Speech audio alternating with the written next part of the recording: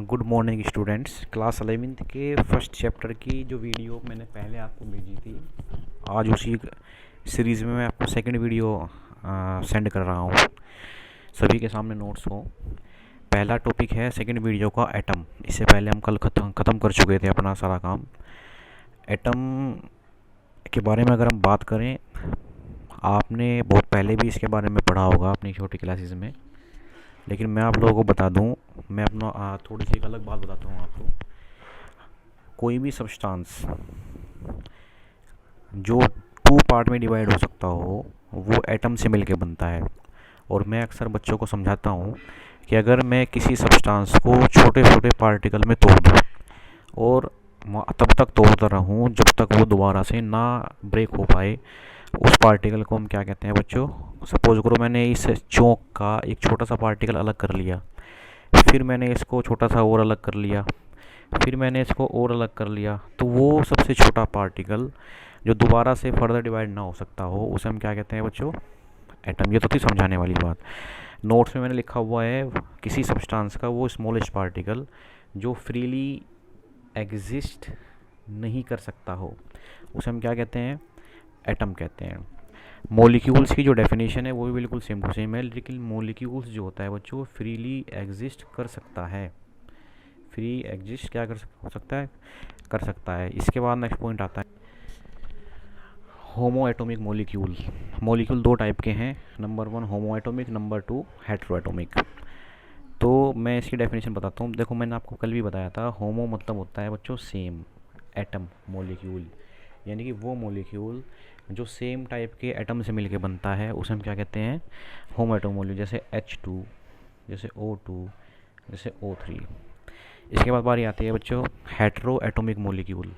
Hetero मतलब होता है बच्चों डिफरेंट, एटम से मिलकर बनने वाला मॉलिक्यूल। जैसे हाइड्रोजन, ऑक्सीजन, हाइड्रोजन मिलके क्या बना लिया इन्होंने? H2O।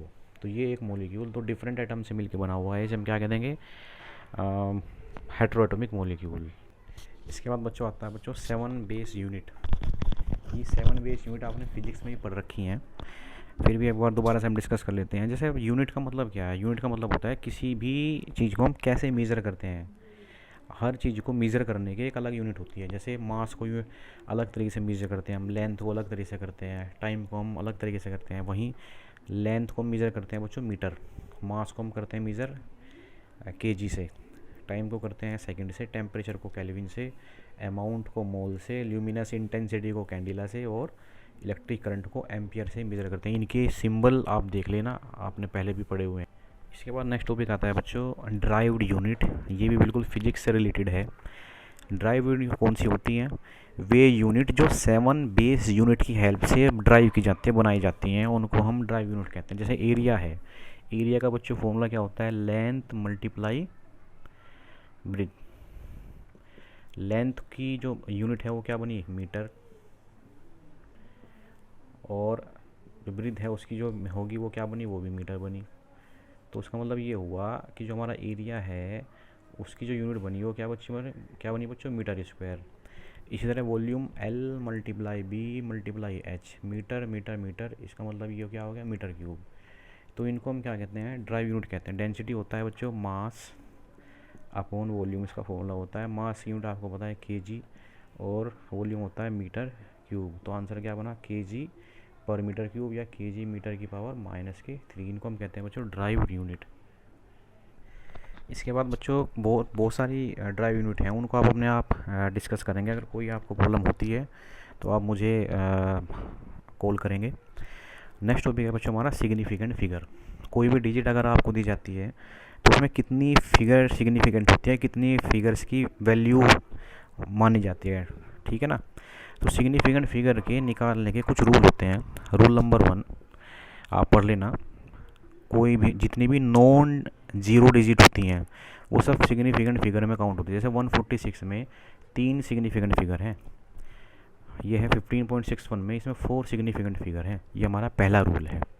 दूसरा रूल क्या कहता है कि अगर जीरो किसी नंबर के पहले है तो वो सिग्निफिकेंट फिगर में काउंट नहीं होती। इसका मतलब 056 में सिग्निफिकेंट फिगर कितनी है? 2। इसमें कितनी है? 2। रूल नंबर 3, सिग्निफिकेंट फिगर जो होती है अगर जीरो किसी नंबर के बाद में है तो सिग्निफिकेंट फिगर में काउंट होगी। इसका मतलब 150 में सिग्निफिकेंट फिगर होगी कितनी, 3। रूल नंबर 4, अगर जीरो दो नॉन जीरो डिजिट के बीच में है तो वो सिग्निफिकेंट फिगर में काउंट होगी। इसका मतलब इसमें कितनी सिग्निफिकेंट फिगर है, 3। एक बात और मैं आपको बता दूं, जो पावर में जो ये वैल्यू होती है सिग्निफिकेंट फिगर में काउंट नहीं होती। इसका मतलब इसमें सिग्निफिकेंट वैल्यू कितनी है, 1। इसके बाद आता है बच्चों next topic, law of chemical combination. 4-5 law हैं यहाँ हम डिस्कस करेंगे। सबसे पहला है law of conservation of mass. Law of conservation of mass में बड़ा सिंपल सी बात है, जैसे सपोज करो हमारे पास कोई रिएक्शन है और हमें पता है उसमें रिएक्टेंट इस साइड में होता है और इस साइड में होता है बच्चों प्रोडक्ट। तो इस लॉ में हमने क्या पढ़ना है, क्या सीखना है कि किसी भी रिएक्शन में रिएक्टेंट और प्रोडक्ट दोनों का जो मास है वो ऑलवेज क्या होगा, इक्वल होगा। इसको मैं आपको एग्जांपल के थ्रू बताता हूँ। सपोज करो मेरे पास बच्चों 1 kg मिल्क है और मुझे उससे कर्ड बनाना है। क्या बनाना है, कर्ड। तो उस 1 kg मिल्क से कितनी कर्ड बनेगी, जाहिर सी बात है वो कितनी बनेगी, 1 kg। यानी कि हर केमिकल रिएक्शन में रिएक्टेंट का जो मास है वो प्रोडक्ट के इक्वल होता है। इसको हम क्या कहते हैं, law of conservation of mass. इसका एक छोटा सा एग्जांपल मैं आपको और बता दूं। जैसे मान के चलो एक रिएक्शन है H2 + O2 एरो के बाद 2H2O। ये एक छोटी सी रिएक्शन है। अगर आप देखें इधर जो हाइड्रोजन है, अगर इसका हाइड्रोजन का मोलिकुलर मास अगर आप निकाल लें तो ये बच्चों आएगा 4। ऑक्सीजन का कितना होता है, 16 × 2, ये हो गया बच्चों 32। इधर H2O का अगर आप निकाल लेंगे ये होगा 2 + 6 16 और 2 किसमें मल्टीप्लाई, ये हो गया बच्चों 60 18 और 36। और इधर भी दोनों का सम कितना हुआ, 36। तो हर रिएक्शन में रिएक्टेंट और प्रोडक्ट का जो मास है वो हमेशा क्या होगा, इक्वल होगा। इसे हम law of conservation of mass कहते हैं। नेक्स्ट है law of constant combination. Constant combination बड़ा सिंपल सा एक एग्जांपल दूंगा। देखो बच्चों, अगर आपने 10th में बहुत सारी रिएक्शन पढ़ी होंगी तो वाटर को बनाने की बहुत सारी रिएक्शन है, बहुत सारी डिफरेंट ऐसी रिएक्शन होती हैं जिनमें वाटर बनता है।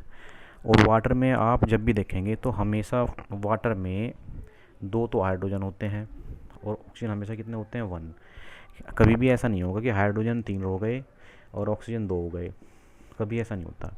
यानी कि अगर किसी केमिकल रिएक्शन में आप किसी कंपाउंड को किसी भी मेथड से बना लें, उसमें हमेशा जो एलिमेंट प्रेजेंट होंगे वो कांस्टेंट होंगे, हमेशा फिक्स होंगे, चाहे आप उसे कितने भी मेथड से फॉर्म कर लें। यही हमारा लॉ ऑफ कांस्टेंट कॉम्बिनेशन है। नेक्स्ट है number 3 law of multiple proportion. इसे बच्चों थोड़ा ध्यान से समझना है। देखो बच्चों, केमिस्ट्री में थोड़ा सा जब हम आगे रिएक्शंस को पढ़ेंगे तो देखेंगे नाइट्रोजन और ऑक्सीजन मिलके NO भी बना सकते हैं, N2O भी बना सकते हैं, N2O4 भी बना सकते हैं। ठीक है ना बच्चों। तो 2 एलिमेंट मिलकर जब एक से ज़्यादा प्रोडक्ट फॉर्म करते हैं तो उन सभी में नाइट्रोजन और ऑक्सीजन की जो परसेंटेज होगी वो हमेशा एक सिंपल रेशियो में होती है। जैसे अगर मैं नाइट्रोजन में बात करूं, नाइट्रोजन में 14 पोर्शन क्या है, NO में 14 पार्ट क्या है, नाइट्रोजन का है, 16 पार्ट किसका है, ऑक्सीजन का। यहाँ N2 2 हैं तो कितना हो गया 28 और ऑक्सीजन कितना होगा 16। यहाँ N2 कितने हैं 28 और ये कितना हो गया 64। तो आप देख सकते हैं इन तीनों कंपाउंड में ये जो नाइट्रोजन है वो क्या है, एक सिंपल रेशियो में है, मल्टीपल हैं तीनों, एक 14 28 28 16 16 64। इसी को हम क्या कहते हैं, law of multiple proportion. Next है बच्चों लॉ ऑफ रेसिप्रोकल। ये 3 एलिमेंट से रिलेट करता है। सपोज करो उसमें एक एलिमेंट है हाइड्रोजन, और ये हाइड्रोजन जो है पहले तो ऑक्सीजन से रिएक्शन करता है और फिर एक बार रिएक्शन करता है ये सल्फ़र से। हाइड्रोजन जब ऑक्सीजन के साथ रिएक्शन करता है तो ये बनाता है बच्चों H2O, और जब हाइड्रोजन सल्फ़र के साथ रिएक्शन करता है तो ये बनाता है बच्चों H2S। अब ये जो दोनों प्रोडक्ट हमारे बने, इन दोनों प्रोडक्ट में जो हाइड्रोजन की जो परसेंटेज है वो सिंपल रेशियो में होगी। जैसे इसमें हाइड्रोजन कितने हैं 2 पार्ट, इसमें हाइड्रोजन कितने हैं 2 पार्ट, तो कितना होगा 2:2 या 1:1। इसका मैं आपको दूसरा एग्जांपल एक और बताता हूँ। सल्फ़र अगर हाइड्रोजन के साथ रिएक्शन करे तो H2S बनाता है। सल्फ़र अगर ऑक्सीजन के साथ रिएक्शन करता है तो SO2 बनाता है। तो इन दोनों प्रोडक्ट में अब हम सल्फ़र की परसेंटेज देखेंगे, सल्फ़र का रेशो देखेंगे। सल्फ़र यहाँ है बच्चों 32 और यहाँ कितना है सल्फ़र 32। दोनों की रेशो दोनों कंपाउंड में कितनी हुई 1:1। इसे हम क्या कहते हैं, लॉ ऑफ रेसिप्रोकल। नेक्स्ट जो टॉपिक है वो हम तीसरी वीडियो में डिस्कस करेंगे। और जैसे कि मैंने पहले भी कहा था, नया वीडियो आपके पास सबसे पहले तभी आएगा जब आप चैनल को सब्सक्राइब करेंगे। तो ठीक है बच्चों, मिलते हैं नेक्स्ट वीडियो में।